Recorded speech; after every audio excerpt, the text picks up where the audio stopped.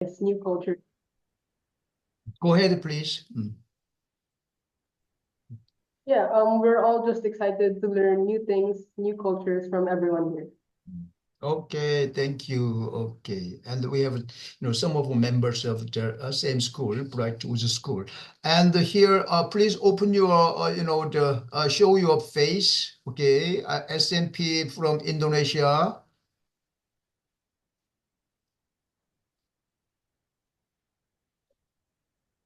Hello, SNP students, youth members from Indonesia. Okay, can you hear me?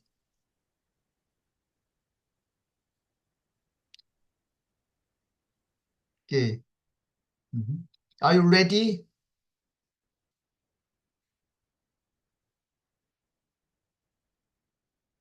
Hello.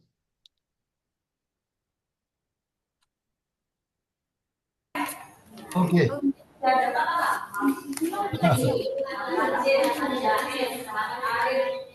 Hello. Hello. Nice to meet you. Nice to meet you. Okay. How many members are there in your this time in your group? 3 members right now because one Okay. of our members is absent. Uh-huh. Mhm. So we're gonna share a screen first. Okay, yeah, let me allow you. Wait a second. Okay. Mhm. Okay.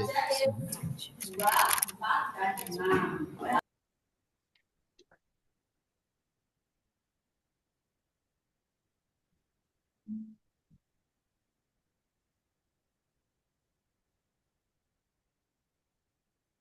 Boyan Boni, Bobby is from Bulgaria, maybe.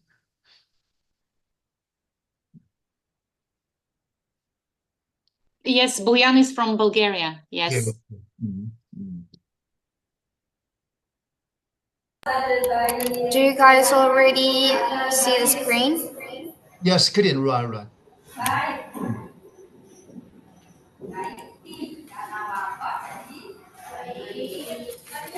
Okay, so we're gonna presentation about one of Indonesia landmark called Komodo Island. So Komodo Island is island located in the east of Indonesia. And Komodo Island is known as the original habitat of Komodo dragon. And this island is one of the Komodo National Park areas, which is managed by the central government. All of the area of Komodo Island has been designed as the national park of Komodo with other 3 larger islands. This national park of Komodo has been established since 1980 as the place to protect the existence of Komodo dragon and the habitat, also the other endemic animal or plant from Indonesia. And then in the 1991, UNESCO designated Komodo National Park as the World Heritage Site. And why did we choose Komodo Island? Because Komodo Island has natural conditions that are still beautiful and well maintained. Besides that, many endemic Indonesia can also be found there, and some destination for tourists if you want to visit it.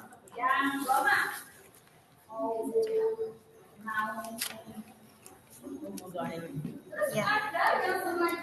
And the most significant aspect is the key features of Komodo National Park. 1. Because Komodo Island is known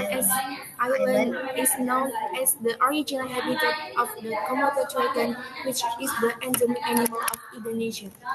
Number 2. The Komodo dragon are split into Fragile Island, Winka Island, and Kilimantan Island as the other main island of Komodo National Park with 1000.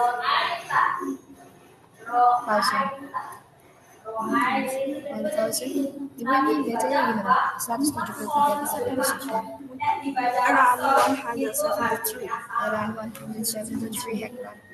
173 hectare total area to protect Komodo dragon and the other Indonesian endemic there such Such as as the Komodo. the Komodo dragon. And then you. Number 3. Number 3. Only the Komodo dragon. Noisy. That can be found there, but we can also find horse, wild wolf, deer, wild boar, and most extinct to be protected there. And some of endemic plant of Indonesia can be found there, such as sapamut and mitaripi, that is used by local residents as a medicine.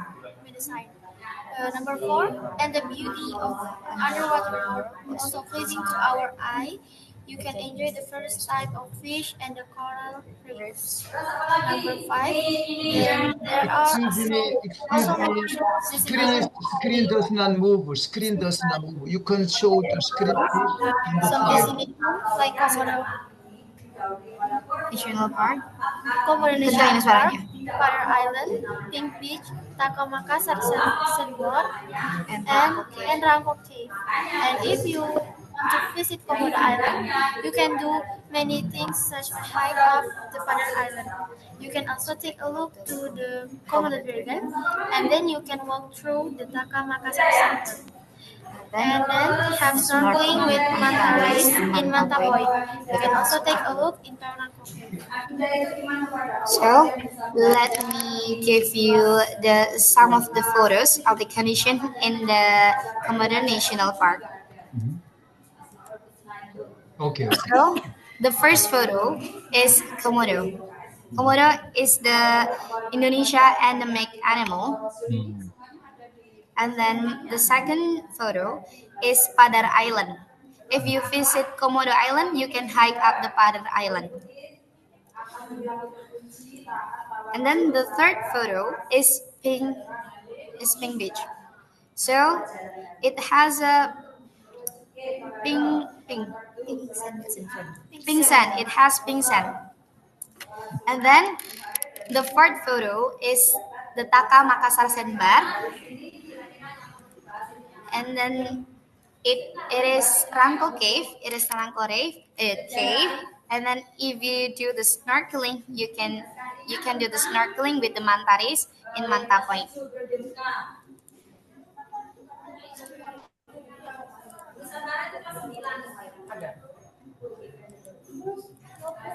Oh, excellent. Okay, thank you. I think that's Thank all. you.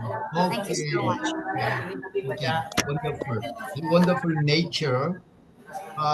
So anybody here, you are very curious. I'm sure many, the members will be very curious about this island. Okay, okay, island of wonder. Okay. So okay, I open the floor means open this, discussion. So anybody would like to raise questions and some make any comments? Okay. Anyone? Okay. Can I? Can I Yeah, ask okay, something? Lana, teacher Lana. Okay. What is the reason for the pink sand? Is there any substance there that makes it pinkish? The sand, the beach? Did you catch the? Why is the sand pink?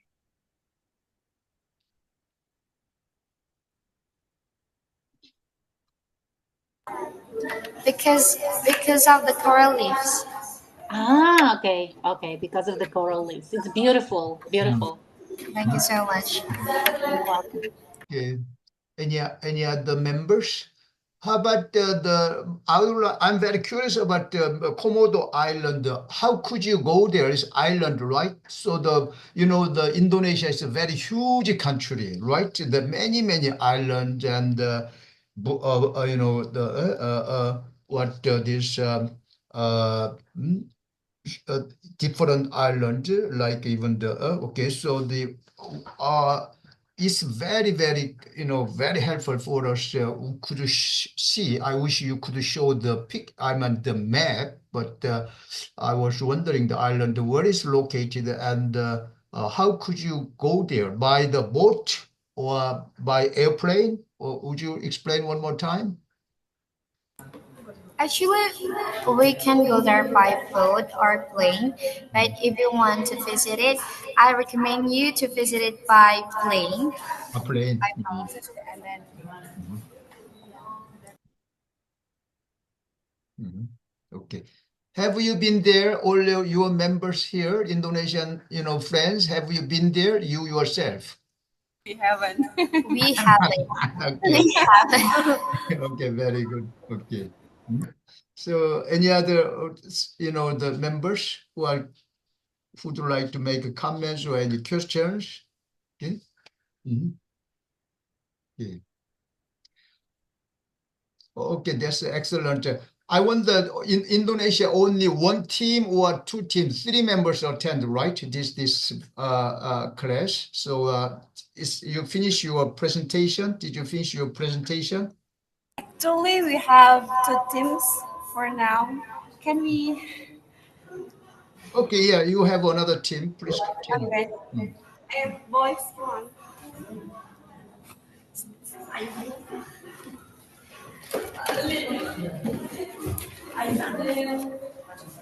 Okay. Today's boys team. Yeah.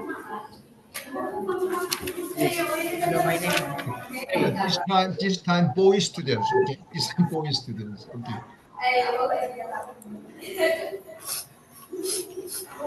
Hello. Hello.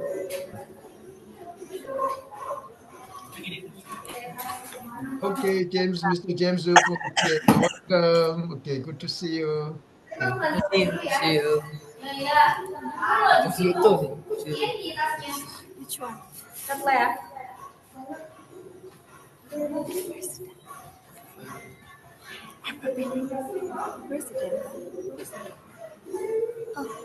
Emang itu bukannya, Bu? Masa belum ke donat, Bu? Coba, Bu. Ini, Bu. Yang ini, Bu. Ini, yang ini. Ya udah bisa ini. Alhamdulillah.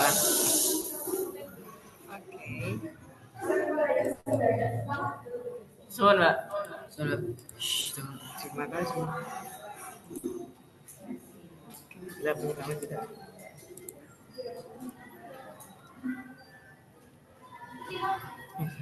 Can you see the Yes. PowerPoint? Yes, we can see it. Very good.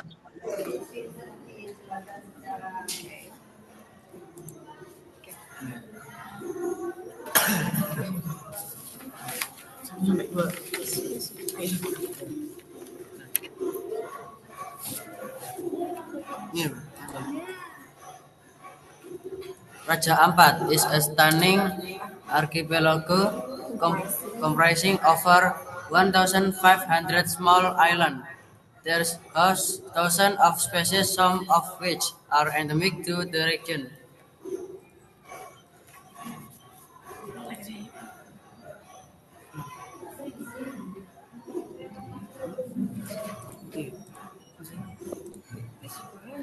Tourist destination, snorkeling and diving sunset. Why you have to visit Raja Ampat? Tourist destination, snorkeling and because they are tourist destination, snorkeling and diving sunset.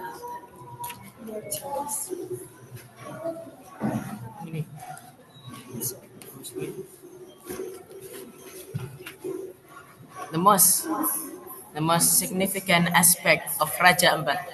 The most important aspect of Raja Ampat is unrivaled marine biodiversity, often referred to as the Amazon of the seas.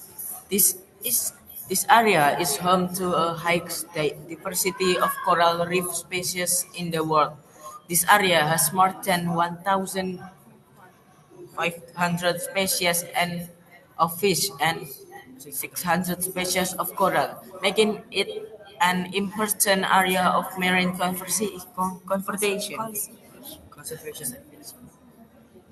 In addition, the stunning natural scenery and rich cultural heritage of indigenous people further increase the significance, making Raja Ampat a holistic tourism destination where nature, culture, and conservation interest.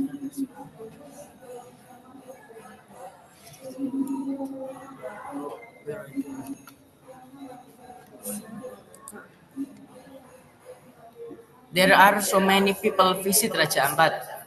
Raja Ampat district and is part of West Papua province with its special feature, namely a natural treat that is so amazing. It can make tourists from abroad and within the country reluctant to go home.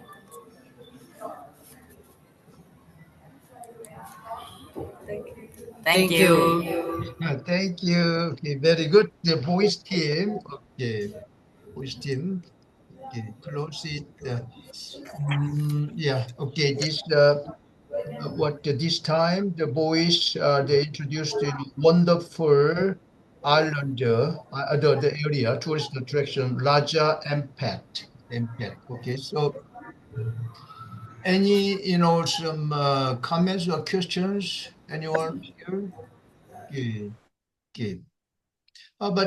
Okay, Teacher James Wolf, okay, welcome to our forum as a mentor. And so I'm afraid that the old mentors here, Roger, James, Wolf, including myself, have never been to Indonesia. I wonder if you have been to Indonesia, but I heard first time the Raja impact, but it sounds very beautiful, all like nature, right? And the marine, okay, this nature, and it's very important because we are very concerned about all humanity or the humankind is very concerned about the climate change. Okay, so we should preserve all this nature, regardless of the where it is. Okay, it's very important. So, James, have you heard about the place and just what's your impression?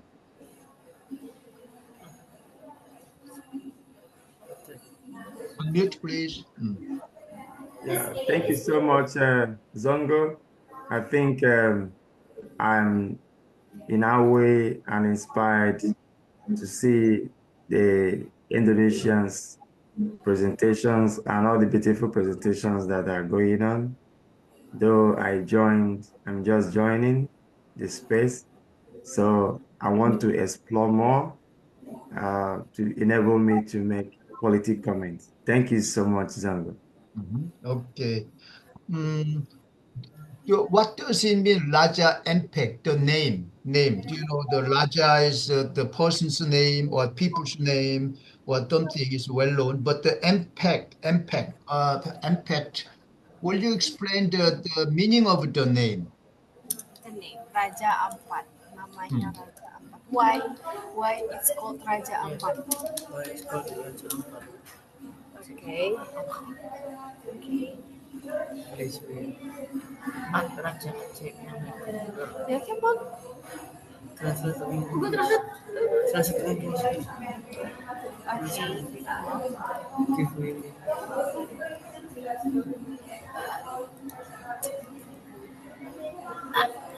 Dibuka.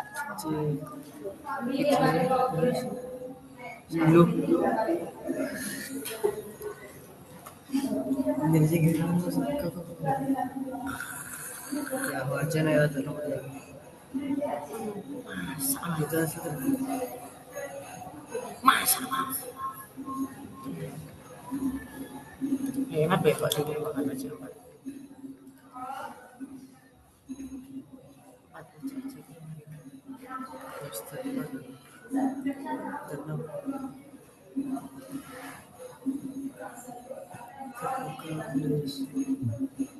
Then it's not easy. I'll ask you another question. Where is it located? Borneo, Java, and Sumatra. This is a different island. Where is it located? Location. It's located in Papua. It is located in Papua Island. Oh, Papua Island. Yeah. Okay. Yeah, okay. It's very good information in the future when you travel to Indonesia, Raja Ampat and the Komodo National Park, okay, island, okay, two places. The Indonesian, the youth members, they recommended to, fellow all these members, okay, to visit, okay, as a tourist attraction. Okay, very good. Okay. Okay. We'll move to the next country, the Philippines. Okay, we have just several members here. So from Philippines, Valerio, who will be the first from your school? I think I'll go first for now and ask them again once I'm finished. Okay, okay. Mhm.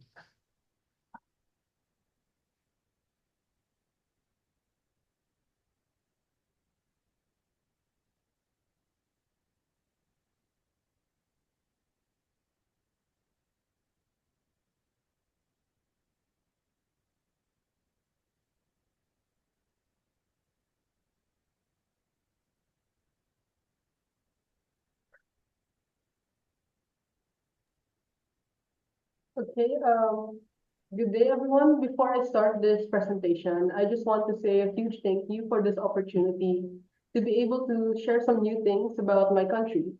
And I hope that you'll be able to learn something new from this and also love this wonder as much as I do. And with that, let's begin.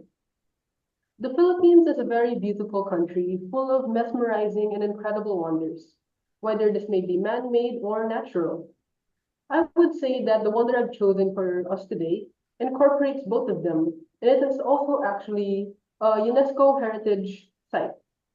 The Banawe Rice Terraces. These terraces were carved at the base of the mountain of Banawe, Ifugao, and were built by the Banawe Igorot people. If I were to describe how they look, I think that you can clearly see from the picture, they look like a bunch of green steps, and they were built in order to plant rice for the people of their community. They start at the base of the mountain all the way to the top and are several thousand feet. Now, why would I choose this place among all the other beautiful places in the Philippines? Well, the Banawe rice terraces for me are one of the most incredible wonders of the Philippines because they show an example of our history, innovation, and natural beauty all at once. They were built thousands of years ago by our ancestors in order to supply rice for their community. While the rice terraces were important to the Ifugao economy, they also served a cultural function requiring intensive cooperation among the people in order to maintain and harvest the goods from this wonder. Its step-like appearance showcases a mesmerizing image that makes it unimaginable for me to think that it was all built by hand 2,000 years ago. To this day, it still benefits our country's economy with its beauty bringing tourists from all around the world and how it still supplies the community with rice and other vegetables. Now, what is the most significant aspects of this place? Well, this place represents the resilience and cultural heritage of Ifugao, serving as a reminder of the capabilities of their ancestors. This landmark symbolizes how an ancient civilization endured and surpassed various challenges and setbacks, while still staying relevant in this modern time. The cultural significance of this place should also not be undermined, as these terraces also contribute to their religion and beliefs, with the locals having annual rituals/celebrations during harvesting season. The key features of the Banawe rice terraces would be that they are an outstanding example of land use resulting from a harmonious bond and interaction between people and the environment. It is an engineering marvel having intricate irrigation systems that harvest water from the forest on the mountain tops, with complex stone and mud walls that are carefully carved on the natural hills and mountains. Overall, I would say that the Banawe rice terraces are a mastery of engineering, an elaborate farming system, and a natural beauty with historical and cultural significance to our country, and still remains as a reminder of the resilience of the Ifugao tribe. And that's it. Thank you so much for listening. Okay, thank you, thank you. Okay. Oh yeah, wonderful, Valerio. Okay, the wonderful scenery. Okay, the land of green land. That is like rice, right? You said rice. Okay. Okay, so in Korea, is also rice is most important, like a staple food, and in other countries I don't know, but in Philippines you is like you rice is what growing rice. Um, the Ballerino, that is the like a hillside, right? I saw the hillside. That in Korean, the our what growing the rice, the water is necessary, right? Water is essential. How about in that the agriculture there, in the farming, in the agriculture of the rice, the hillside, how could you provide the water? We call it what you call it, irrigation or something. So that's Watering system. yeah, I was very wondering. There are irrigation systems because there are forests on top of the mountains and they Mm. harvest the water from them. Okay, they keep water, like the Philippines, like rain is the heavy rain or sometimes. Okay, so yeah, okay, that's very wonderful. Okay, so other students, okay, other members, if you have any comments or you are curious about to know more, okay, anybody join the discussion? Okay. Mhm. How about even teachers, okay? Or Teacher James or Lana, if you have any comments or some questions about Valerio's this presentation. Okay. Is this place far from the capital? Is it hard to reach Yeah, right, this location. beautiful Right, right. rice field? Manila, from Manila, Metro Manila. Is it? Uh-huh. You can take a car going there, but it is very far. It takes around 5 hours, I believe. Oh, mhm. Okay. Okay. And, with the students from the SMP of Indonesia, they raised the hand. Okay, please, your turn, your chance to speak. Our question is, what are the challenges faced in implementing terracing in the area?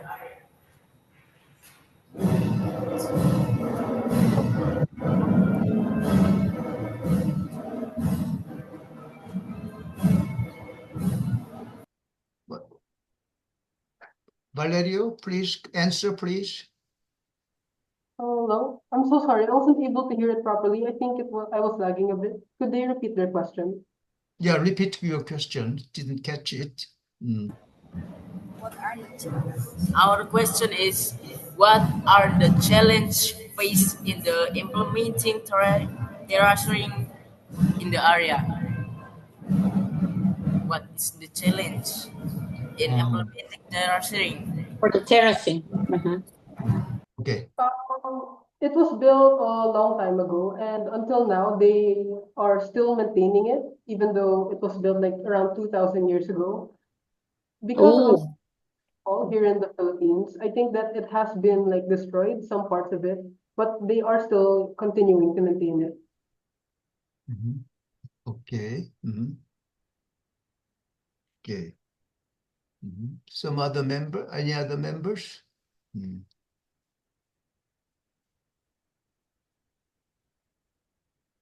Okay. Any other questions? So, any other members?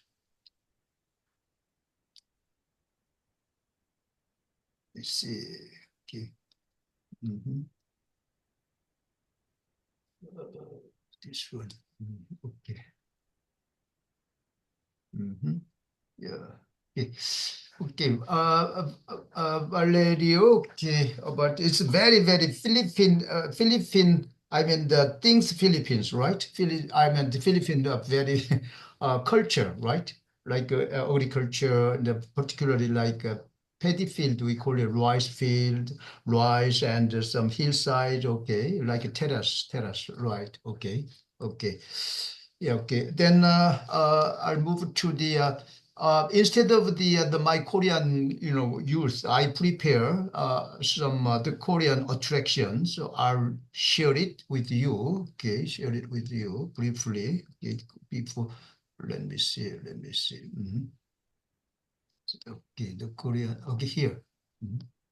Okay. Let me see this one. Okay, slide show. Okay, slide show. Okay. Okay. please.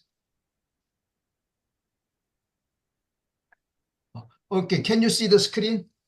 It's okay? Yeah. Okay. Okay. Okay. I wonder, some of you have been to Korea. I think I teacher James a long time ago, Mr. Wolf a long time ago here in Korea. But I wonder, he has a very tight schedule, so he visited some attractions here. And of course, teacher Lana, mentor Lana, lived here for the time being. She knows all of these places. But I just chose three places, okay? Because my place I'm living, not the Seoul, but on the suburbs of Seoul. But so I know Seoul and my area. My area is called Paju. Paju is a town, small town, very near North Korea. Okay, North Korea. That's why attraction here. Okay, very, very famous attraction. You can look at the North Korea, okay, North Korea from some observatory. So I'll introduce you, because when you come to Korea, you never miss this, the place. Like first one is Korea. The capital is called Seoul. Okay, maybe. All of us know. I'm sure. Old capital, in fact, before the we call it Korea, South Korea, or the Republic of Korea, is Joseon dynasty, like 500 years. Okay, it used to be a capital. So we have many palaces, 5 palaces.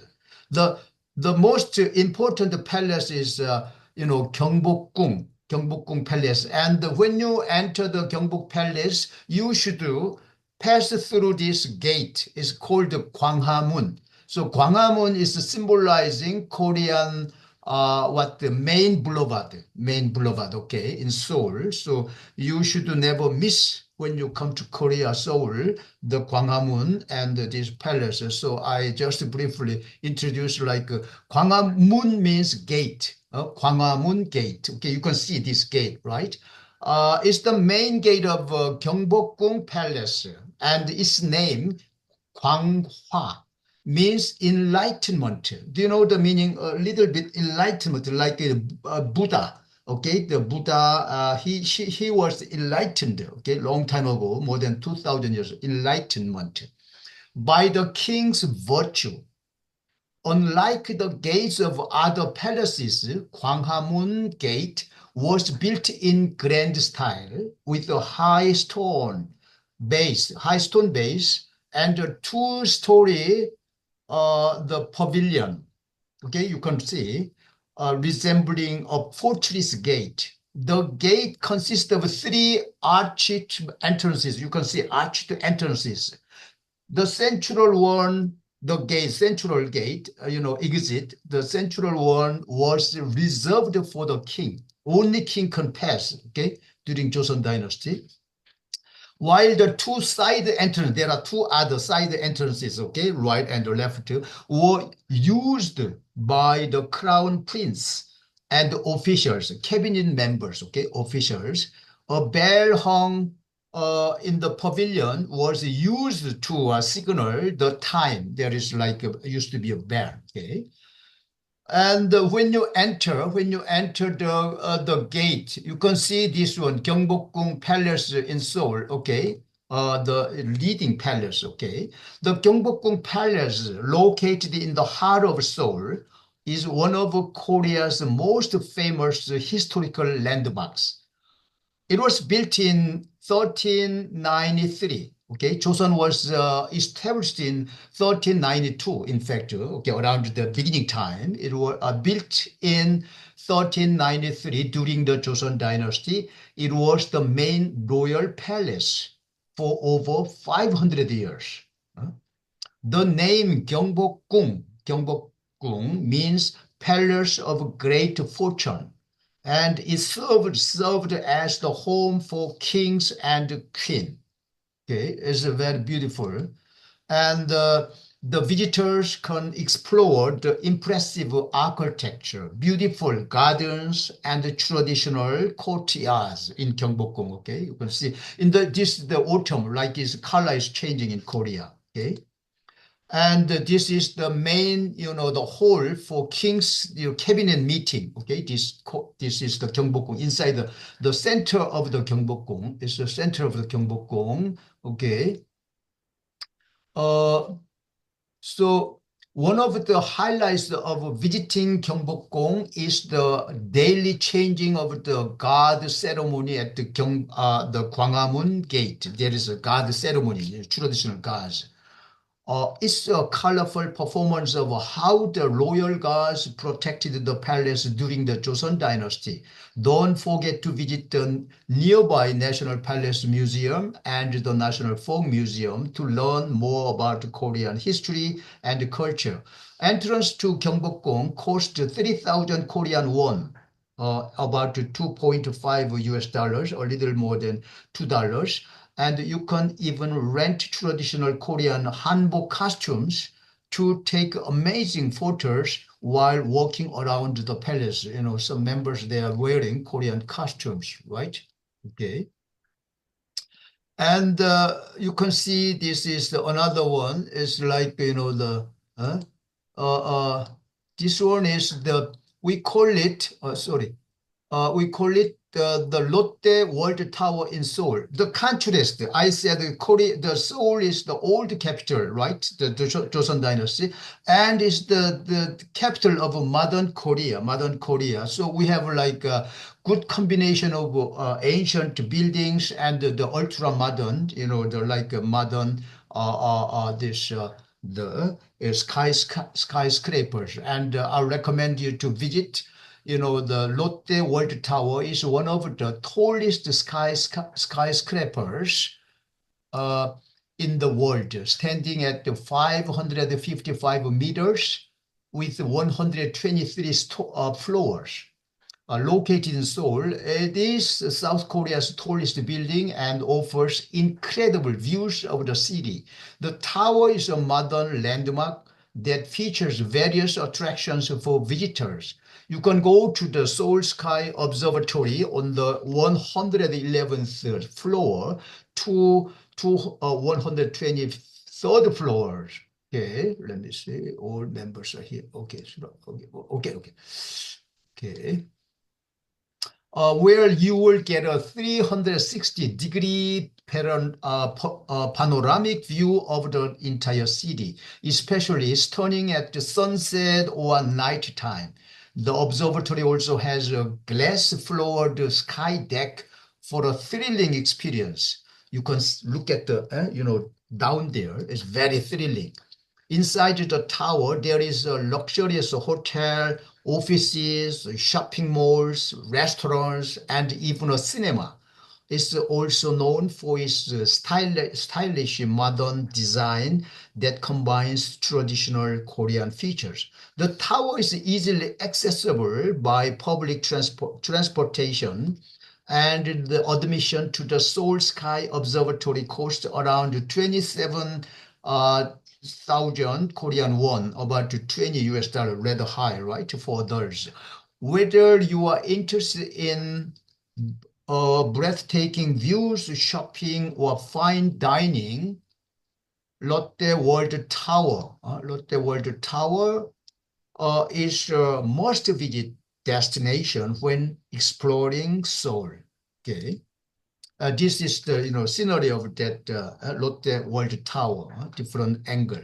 Okay, and I'd like to introduce my town, my area. Okay, we call it DMZ. You see the Korean map here, the red color here. Okay, this is North Korea, this is South Korea. We can call it demarcation line. Okay, demarcation line. We call it initial DMZ. Okay, DMZ.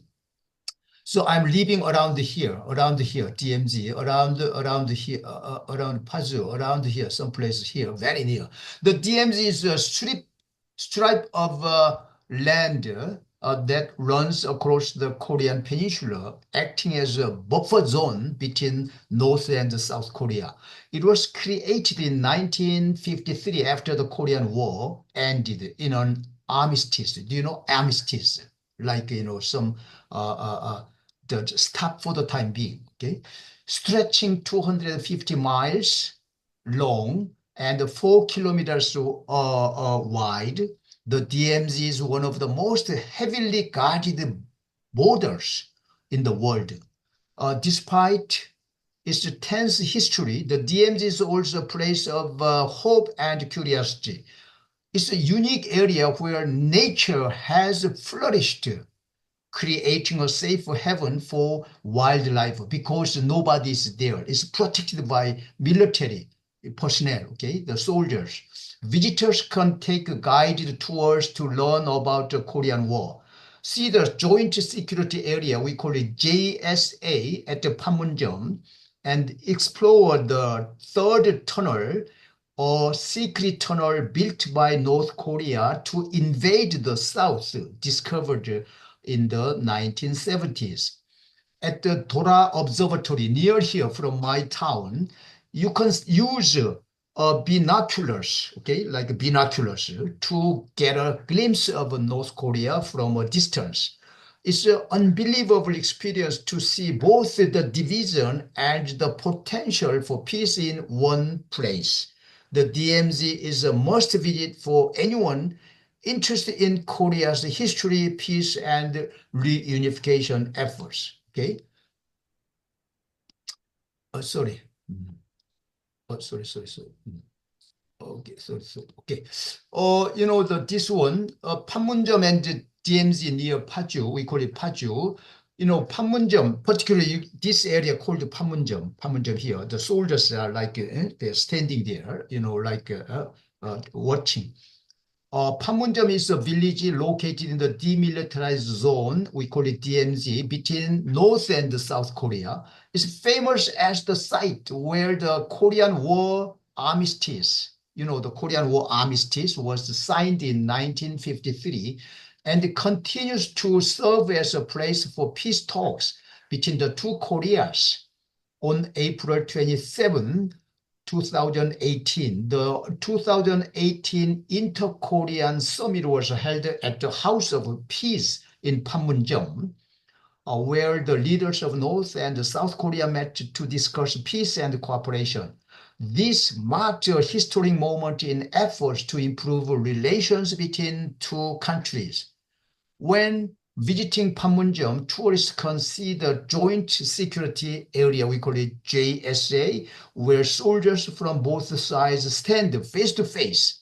It's a rare opportunity to witness the tension and hope for peace that coexist in this region. So in 2018, we had hope as a Korean, but now the tension is very increasing. Now, we have like some confrontation between two countries. So we are very worried about our future, the progress between two countries, okay? This is my, I prepared this presentation for all of you because to understand the Korean situation and, the Korean attraction in Seoul, okay? So if you have any questions, I'm ready to answer. Okay, I want teacher James, you visited those places when you visited several years ago? Yeah, as you said, it was a wonderful experience, but I had a very tight schedule when I came to South Korea, and I wasn't able to visit physically all these beautiful places, though I was having it in mind to visit the Louvre edifice, but it was unfortunate I couldn't go there physically due to my tight schedule during my visit to Seoul. Okay. But I hope to visit again to see it live because it's an amazing tall building. I heard about it and I was looking forward to visit there, but I couldn't. Okay. Yeah, hope you will have a chance to come to Korea. It's a good Yeah. capital Seoul. Capital of Seoul is a combination of ancient history and all modern, like technology. Okay, it's very good. Okay. So, okay, any other questions? Any students you'd like to know more about the two places, the three places I presented? Okay. Okay. So anybody among the Lana, teacher Lana, okay, any comments or some questions? Yeah, I just want to add something. Like Korea is known all over the world nowadays because of the Korean culture. But I go comparatively often to Korea, but let me tell you that every time I go to Korea, it is different. You can learn and you can see many things every time you go to Korea. It will surprise you in many different ways. Like Korea is a mixture of history and modernization. It is, and somehow it doesn't hit each other. It doesn't fight each other. Somehow it fits really well together. Like you can see the old, like 1,000 years old portals of the old city, and next to it the skyscrapers. You can see beautiful big buildings of uh, like um, office buildings, and next to them you can see like palaces and stuff, and it never tires you. But Koreans are very good at presenting what they have. Uh, like, for example, the tallest building that Professor Kang mentioned. Um, the fun starts from entering the elevator. There is a show because up to the 111th store, it takes a long time. Right. And they make a real show in this elevator. Right. It's all over the elevator. You're amazed. Like you enter the elevator and the show starts and it takes your breath away. It's like I vote with both hands for everyone who wants to visit this building, and everything that Professor Kang mentioned is extremely beautiful. There is no way to present it like that. You have to visit it. And some group of Bulgarians we are already planning next summer to visit it. So you'll be in for a treat, I promise. Yeah, Thank right. you, Professor Kang, for the presentation. Yeah, my presentation mostly for like general people. I'm sorry for I couldn't consider the youth many very seriously, but if you are some youth members here, they will be more interested like some of the like some youth culture, like Hongdae, already she was. Yeah. Like K-pop culture in the street, you can see all the young people, they are dancing and they singing K-pop. Yeah. Or some other Gangnam area, we call it Gangnam, okay, something like that. And okay, some kinds of things, okay. And very, very live and very, very, very the moving city, right? Very, she said it's changing, even though I don't know some place. I mean, there are some big buildings, some, like rising some place and changing very fast. So even I'm very conservative person. I always, my commuting is the home and my shop or something, my office. But sometimes when I visit other place, I was even surprised, something like that. Okay, it's very common here in Korea, also it's a part of China or some even many part of the I think Asia big cities. Okay, so I just show this one particularly like from what the Bulgaria, some students will come to Korea, and the Filipino students, they are interested in coming here. And if it possible, we can like some already in our previous meeting,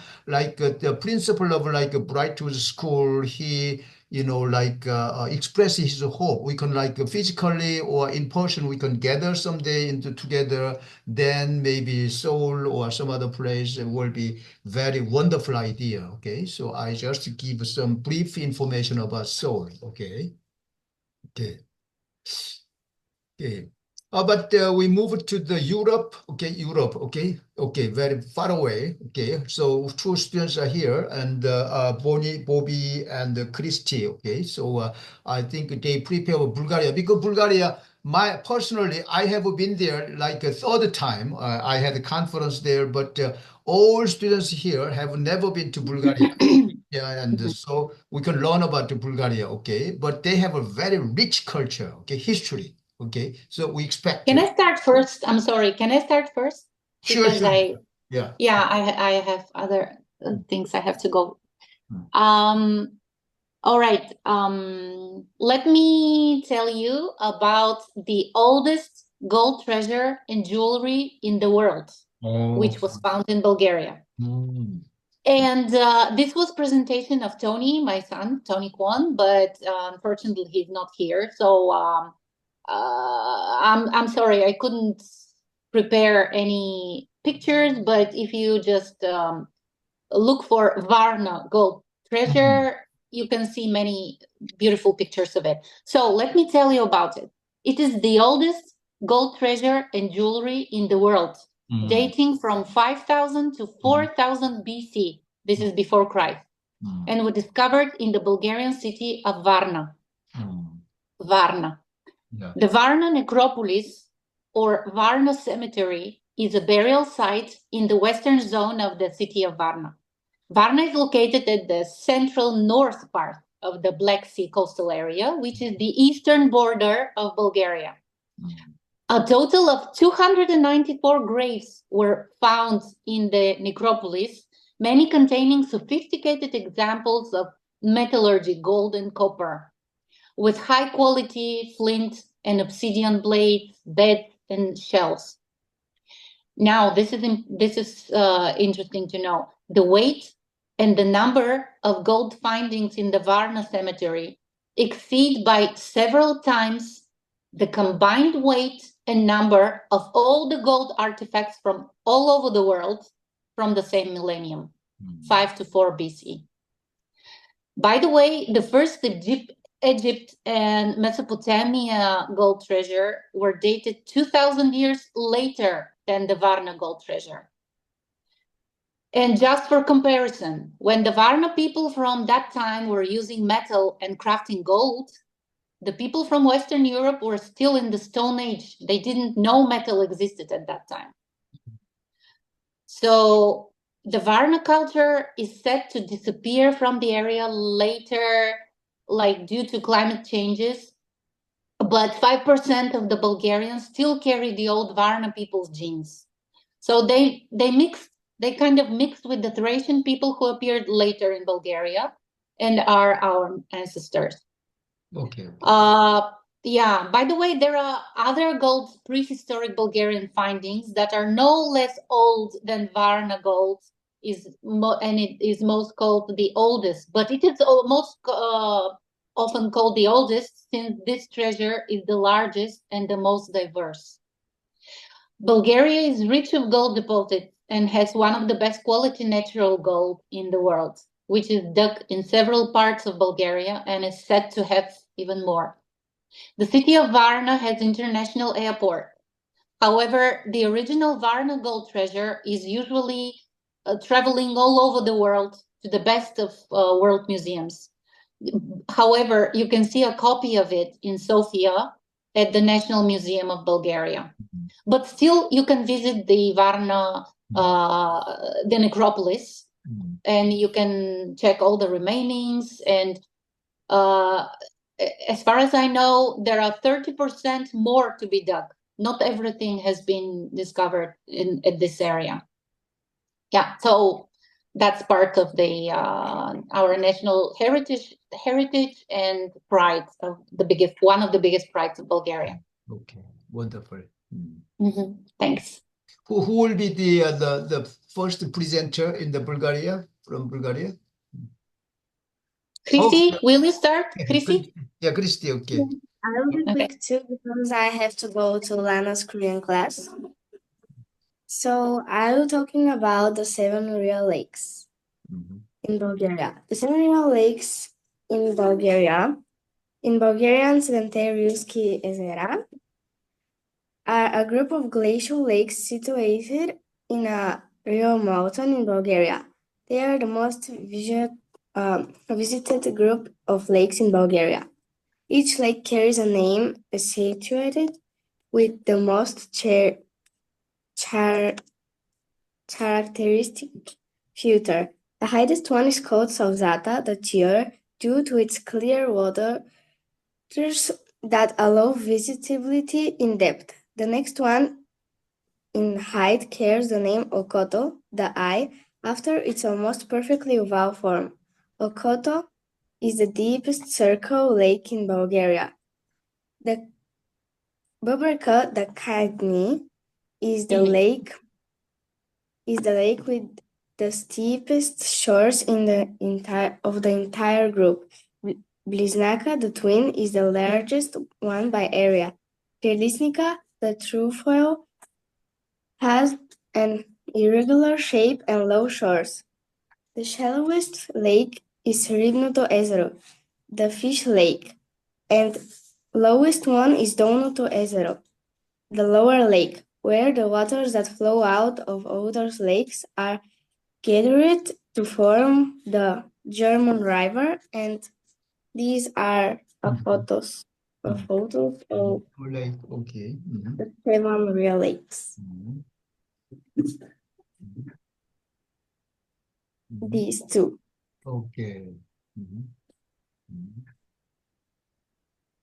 We didn't know we had to prepare images, so next time. Okay. Next time, yeah. So the Christy talk about the lake. Exactly what you repeat, please, the name of the lake again. Rilo. The Rilo. 7 Rilo lakes. Oh, 7 Rilo lake. Okay. So is it far from the Sofia, the capital of the Bulgaria, Sofia? How far is it? It's It's not that far from Sofia. far from Sofia. It's not that far from Sofia, but like maybe 2-3 hours from Sofia. Yes, okay. Because it's really high in the mountain. Oh, The most interesting part is that it's really, really high in the mountain. There are glacial lakes, and they never the water is always there. It never disappears. And it's they say that it's also UNESCO heritage. Okay. Yeah. And they say it's the deepest blue you can ever see. They say they call them the eyes of God. Okay. So what season is the best to visit? What season? It's winter time or summertime? I think summertime. Not winter. Yes, winter. summer is the best. Okay, summertime would be good, right? Because Rila Mountain is the tallest mountain on the Balkan Peninsula. Oh, right. So over there, it is like really, really cold high in the mountains when it's winter. Okay. Right. So the Emmanuel and even the teacher James could imagine like in the high mountain in Bulgaria, winter time is freezing, like sometimes Yes. minus 30 degree, right? You have Yes, in the mountain, yeah. never imagine. Like even Korea in the North Korea, like high mountains during the time almost 30 degrees, like minus 20, minus 20, minus 30 degrees. Okay, it's freezing. True. Right. Yes. different the temperature, even in the Philippines and in the Indonesia, students, they are always warm place, right? But here in Korea, Bulgaria, 4 different seasons. Okay, now we are approaching winter. Okay, so we are preparing the almost winter clothes. Okay, James, you know the here in Korea, right? Okay, very good. Okay, Christy. Okay, any questions about Bulgaria, even the Bulgaria? Okay. You can ask a question about Bulgaria. Christy or even the Bonnie is here and the teacher. Bobby has, I think Bobby also has some short presentation to make. Yes, I have. Yes. Okay. Yes. Bobby, please go ahead, please then, Bobby. Okay, wait a minute to turn on my camera. Excuse me, Bobby, you're late here, join us. So introduce yourself briefly and you can make your presentation. Can you repeat? What do you say? Да се представиш. Да се представиш. We can see your face, no? Wait a minute. Can you see my face? Oh, yeah, right. Yeah. Yeah, okay. Yes. Okay, wait a minute to share my presentation. Yeah.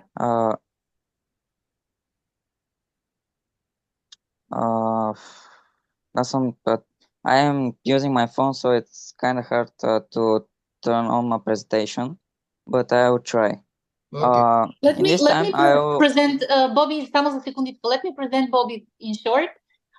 He's very bright, very smart, also like PT, a Bulgarian young man who just entered the French school. And also he's 14 years old. He studied several languages, just like Chrissy. Yeah. So go on, Bobby. Yes. Hello, guys. I first present myself. My name is Boyan Radev. I'm 14 years old, and yes, I study at the French language school, and I'm from Bulgaria. So, I think my presentation is not going to be shown on, but I will read the presentation I write on my computer. So yeah, my presentation is about the Zemensky Monastir. My country is very rich in history, so it was kind of hard to choose what to present, but I think the Zemensky Monastir is very known about the Bulgarians. It's nearby Sofia, around 1 hour travel, 30 minutes. So I think so many people visit it and know about it. So yeah, the Zemensky Monastery is one of the most valuable jewels of the Middle Age, not only in our country but also in Europe. The declared monument under the protection of UNESCO, the monastery is one of the few preserved medieval Christian monuments of faith in our lands. Its real value lies in the fact that it was never actually demolished. The building around it, the monastery annexed the fans, yes, but the monastery itself never. Today we see it was created in the 11th century. The Zemen Monastery, city John the Theologian, is located in Radomir, spiritual district 2 kilometers southeast of the town of Zemen, 42 kilometers from Pernik, and 7 kilometers from Sofia. It was built in a beautiful area at the altitude of nearly 6,000 meters above sea level on the banks of the Struma River, among the northeastern slopes of the Konevska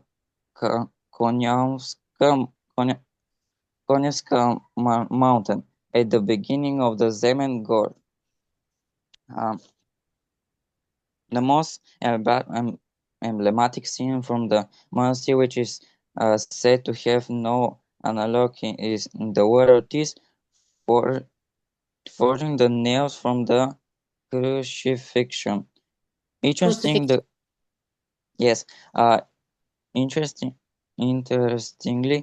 the character holding the hammer is actually a woman. I will try to show you the pictures when I'm finished, but now I'm only reading the text. Interestingly, the character holding the hammer is actually a woman, the wife of the blacksmith who refused to forge the nails of the pretext that his arm hurt, and she miraculously did. No one knows the truth why this scene is located among the frescoes of the small medieval Bulgarian church. Some believe that it was important to the Freemason and Bogomils. And here is hidden a sacred sign that will eventually unite all religions. shared in mysterious legends. Over the centuries, the Zemensky Monastery has been a center of the attraction for Freemasons, Templars, various other orders, and of course treasure hunters. It is said that the late Pope John Paul also had a private visit to the holy monastery. Whatever or not you are a fan of conspiracy theory and stories about secret societies, the scenes of the nailing of the crucifixion is undeniably a highlight. 10 years before Leonardo da Vinci monastery was born to keep unique fresco of the Last Supper. Bulgarian medieval church art was its distinct and unique contribution in the biblical scene with the Last Supper, and it is located in Zemensky Monastery. They say from the municipality of the same name, the biblical event of Mandy Thursday inspired the unknown master who painted the temple in the 14th century. The anonymous predictions of the Leonardo da Vinci from our land saw the biblical plot in a different way. On it, Christ is depicted twice with two images. On Christ gives the bread, the other pours the wine. The double Christ cannot be seen anywhere else. This different reading makes the fresco one of the most valuable in the world. It is not a secret for historians that the first signs of the Renaissance are preciously on our lands. Both the Zeman Monastery and the Boan Church are proof of this. Under the dome is a stone altar, which is said to make your wish come true if you touch it. Say a sincere prayer and open your heart. Let's see. Zemensky Monastery used for information. Location, Zemensky Monastery Street, Zemen Town, about 1 kilometer southeast. Burning distance, there is a sign for the monastery at the entrance to the town. Opening hours, November, March, 9 a.m. to 5 p.m. October 9 a.m. to 6 p.m. Tickets prices, adults 5 levels, so it's like 10 euros per pupils, and students begin one left or 2 euros. Children under 7 years and persons with special needs, as well as every last Monday of the month, free of charge. So yeah, view time are about 30 to 60 minutes, not including lunch. So yeah, this is about the Zemensky Monastery. I'm very proud of my country. So it's so rich of history. So yeah, it was kind of hard to choose what to represent, but I think this was kind of I think this was one of the most valuable monasteries. Like I cannot speak. For first, Thank you, let's Bobby. say yes. Okay, Obi, okay, thank you. You know, the monastery, there are several monasteries, and particularly the monastery in the mountains, right? That is he Yes. mentioned that, right? It Yes. is very, very important Yes. one in the Bulgarian history, right? Okay. So I really recommend everyone here, all members, if we have a chance to visit Bulgaria, of course, Sofia, you can see, many, like historical sites or heritages, but about 2 hours or more than 1 hour, there's very, very important monastery in the mountains, highest mountain here. Okay, it's very important. Okay, how about okay, teacher James? Oof, you raised your hand? Yeah, I want to really appreciate the presentation from Radev from Bulgaria. Thanks. Very inspiring. But I have a question for you. I've not been to Bulgaria. I am a community development educator. I work on social cohesion development. Now, I want to ask you, in the idea of promoting global citizenship, how do you think that your country history contributes to achieve cohesion among diversities in Bulgaria? And another question is, how many ethnic groups are in Bulgaria? You might give me the exact or just share what you think or you know. There is no wrong answer, but I want to explore your comments. Thank you, Rudolph. Thank you. Okay. Yeah. Okay. Thanks. This question is towards Bobby, right? Bobby. Yeah, Bobby. And Bobby. briefly, 1 or 2 minutes. We have 4 more students are waiting. Okay. Yes. Bobby, разбра ли въпросите или да ти ги преведе? Малко не разбрах. Добре, първият, значи един от въпросите беше какви етнически групи има в България. Да, нали, аз го разбрах, това обаче другия е група. как се интегрират в България тези етнически групи. Българи, турци, има роми. Един вид, как ги приемаме ли един вид? Как те... как ги приемаме? Но българите са много толерантен народ, така че това може да кажеш. Че има за малцинствата има специални условия и така нататък. Окей. Тоест, значи да обясня един вид как приемаме, т.е. другите хора. Кажи за най-големите етнически групи. Да, и това, че българите сме толерантен народ и няма проблеми. Добре. Wait a minute to... Okay, because time, we don't have much time, so maybe Lana, you can answer briefly. Can I answer? Because, he's 14 years old and his English is not his, Okay, go ahead. He's studying English at the moment, sorry. Go ahead, Lana.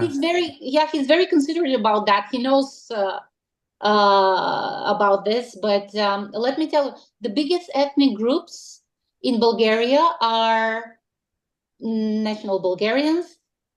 Also, it's more of a religious ethnic group, a Muslim, which is like some remains of the Ottoman Empire people from there, like old Turks, and also Bulgarian Muslims that were turned to, that took Muslim as a religion, and also some Roms, Roma people. Gypsies. Yeah. Bulgarian people traditionally don't have problems and historically with each other. All Bulgarian people are very tolerant people.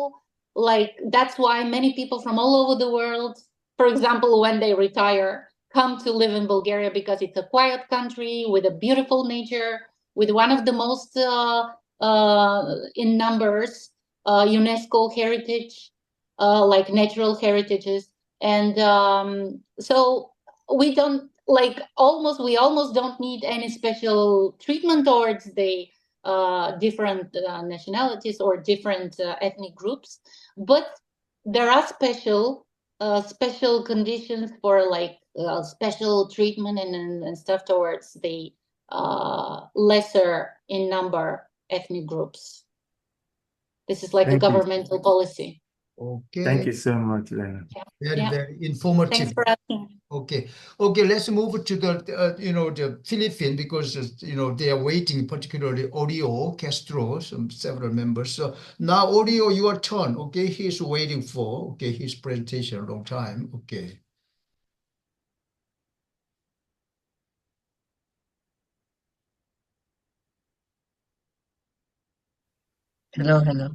Hello. Okay, wait, I'll share my screen.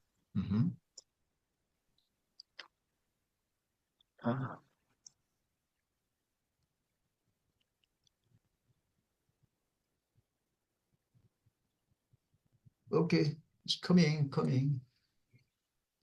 I am doing Vegan City. Oh, vegan city. Hmm. Uh, okay. Vegan City is a place in Ilocos Sur, which which is in the northern place of the Philippines. And I chose this place because of its Hispanic features ever since Spanish colonized the Philippines centuries ago. Mhm. And I I feel it's a very unique city with a lot of history in it. Uh, when Vegan City before was used as a trade center for the Spaniards uh, back in the 17th century and in the 18th century. Uh, when the when the Basi Revolt started during 1807 and and 1762 to 63, it was led by Diego and Gabriel Silang. Now, now Vegan City is used as a really important tourism place uh, for the Philippines, and it is one of the most popular tourist places right now. Now, for our activities, we have uh, we can do a food tour we- since Vegan City is mostly popular for its food, and one of its best foods is longganisa, which is a Filipino sausage we have that is popular. Another one is uh, the Pagburilayan Jar Factory Tour, which is it's a quite old place in the Philippines where a lot of potteries and a lot of jar makings are sold, and it and you can go here for activities, and you can use like your own designs and your own patterns to it. Next one is Kalesa riding. This is one of the first things you may see when you go to Vegan City because there is a lot of horse-drawn carriages, and it is an old form of transportation which is still used in the city. And what you do during the Kalesa, you can visit famous places around the area, and you can go to other tourist attractions in it.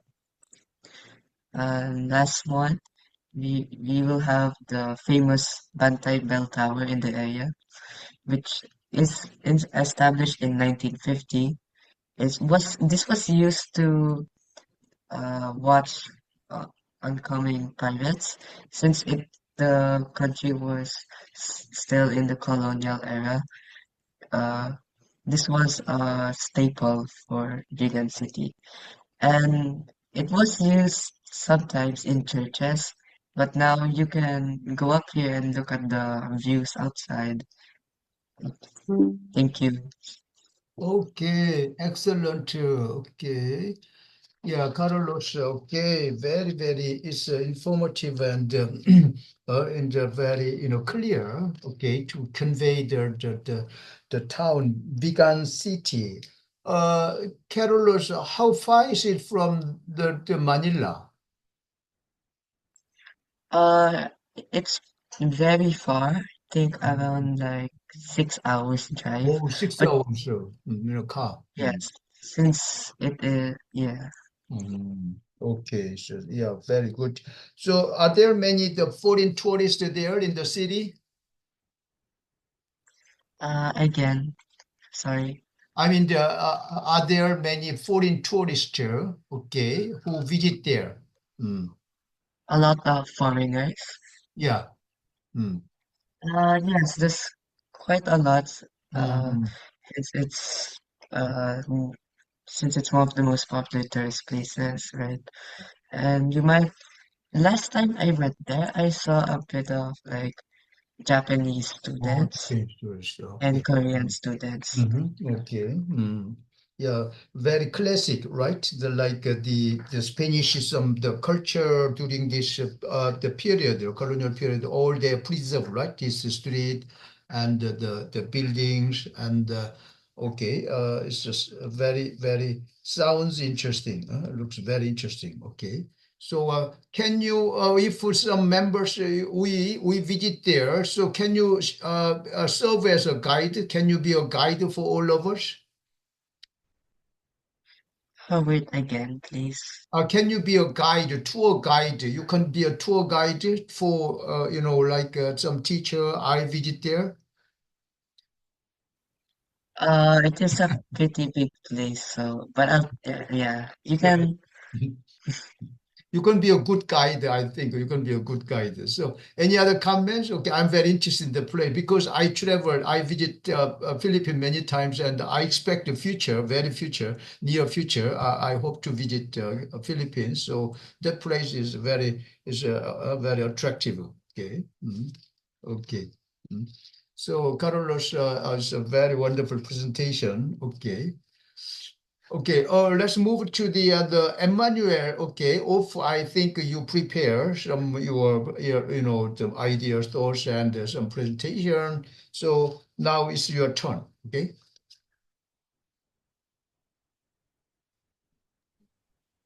Okay, thank you so much for this opportunity to speak. Today I'm from Nigeria actually, and I'll be talking about a National War Museum. This National War Museum holds very high prize artifacts from the war that occurred in Nigeria from right after our independence. It occurred from 1967 to 1970, and this was a civil war actually. And then after that, there were political rivalries to separate Nigeria into two. The eastern part of Nigeria, which are majorly the Igbos, actually wanted a separate part of Nigeria.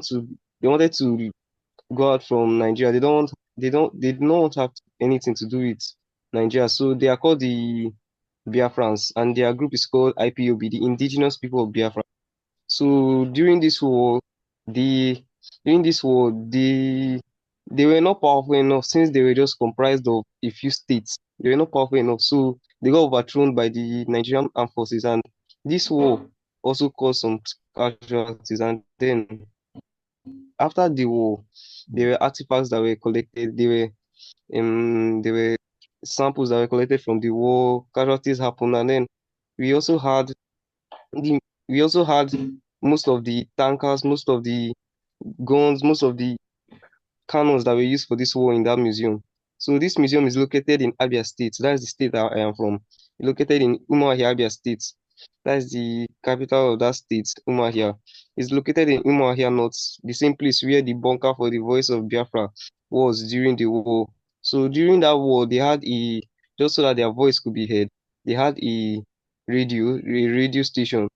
Now, this radio station was to let the people of Biafra, the Eastern people, the people who supported the idea that Nigeria should be divided into Biafra and then Nigerians. That's two different countries now. So they were using that as a means of communication before they were silenced, and then their leader was now put into prison for a short while. Okay, now it was operated by Mazin Nnamdi Kanu, who happens to be the leader of the Biafran movement. Okay, they're a group of Nigeria they aim to restore the Republic of Biafra.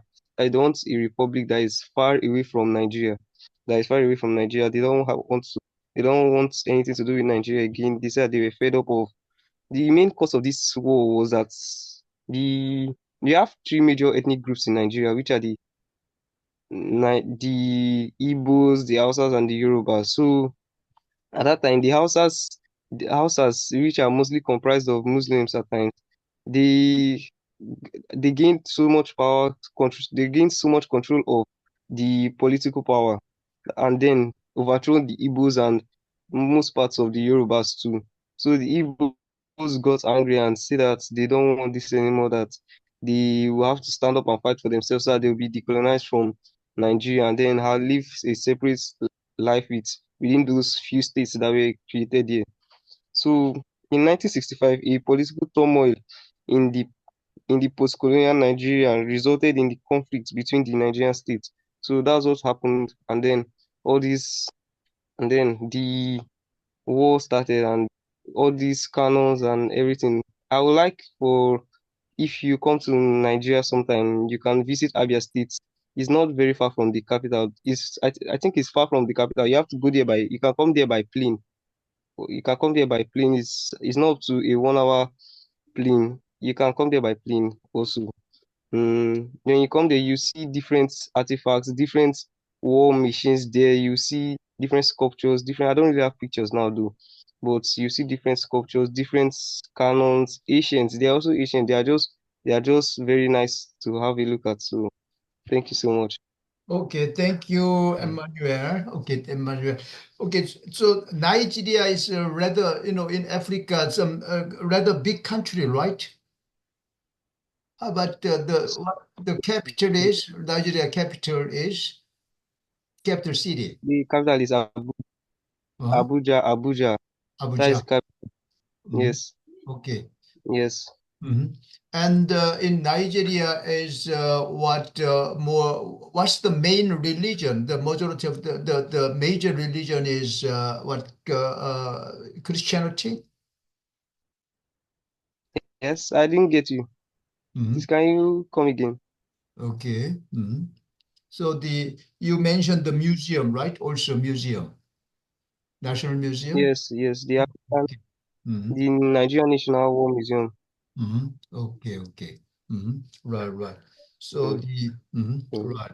Okay. So any other members here, the youth members, you are interested in the Nigeria, right? So in fact, rather far from your place. So you in your some school you learn about Africa, but not detail. This is a wonderful opportunity through this our forum, this kinds of like communication. You can learn about Africa. Okay, right. Okay. Very good. Okay. Okay. I want to jump in. I want to jump into Sure. what Emmanuel just shared. You asked him if the major religious practices, religion in Nigeria. Nigeria is comprises of many religions. But will I use the word the dominant? The two dominant religion is Muslim and Christianity. Christianity. Yes. So, but we have other religious practices in Nigeria. So, and majorly the southeastern Nigerians, which is mentioned about the Igbos, are more Christians. Okay. While the northerners and the south north are majorly Muslims. So yes, and in Nigeria we have up to 265 ethnic groups. Yes, but we have only 3 major ethnic groups. I think the other, there are some ethnic groups that is no longer recognized, but I think we have up to 265, 260 ethnic groups, but we have only 3 major ethnic groups that is well recognized officially, which is the Hausa, the Yorubas, and the Igbos. Yes, thank you so much. Okay, thank you very much. Okay, good comments. Okay, add more comments. Okay, now 2 students are waiting. Two Justin, okay, okay, from Bright Tools School. Who will be the first to go, or Budalian? Today, me and the both Justins, both of us, for us today only, we're just going to listen to your presentation. Okay. So you mean from the Bright Tools, all? How about Valerio? Your students already finished the presentation? Okay. So you are representing 2 of you. Okay, Valerio and Castro. Okay. how about I think Justin Ko and Justin Bundalian, you were here last time in September. Your name is familiar to me. Yes. Okay, very good. Yeah. Okay, so the it's almost the time is up, and your Philippines, I miss the your principal, Principal James. Okay, he's quite busy, right? He's traveling sometimes other countries, and he's also doing his own research, and he's supporting this our global frontier education and. I'm like inviting Korean students, and of course we have also the students from Thailand. But I wonder what I try to communicate with the Thailand, the teacher, Thai teacher. They are very active, and I am looking for the Malaysia. Of course, we used to have Malaysia, and we extended our connection or network, Africa and Bulgaria. Okay, so. You this is wonderful. You can make friends with like some different continents, okay? And happen to in the future you happen to have a chance to travel Africa and Europe, in particularly Eastern Europe. Maybe you have more chance to travel Germany, England, but Eastern Europe, like Bulgaria, is not is rather rare. But they will be your friends, okay? It's wonderful. Okay, it's wonderful to see them. So, and whenever you come to Korea, we welcome. Okay, our Korean community will welcome. So it's wonderful. So today, our topic, you are in your town or in your country, tourist attractions and the cultural landmarks. Okay, and I learned from you, like Philippines and Indonesia and the Nigeria, also the Bulgaria. Okay, also I introduced to some just major places in Korea. Okay, so okay, thank you very much for staying, joining here, and sharing your ideas, your presentation, and. Hope to see you next month if you are available. Okay, if you can spare time next month.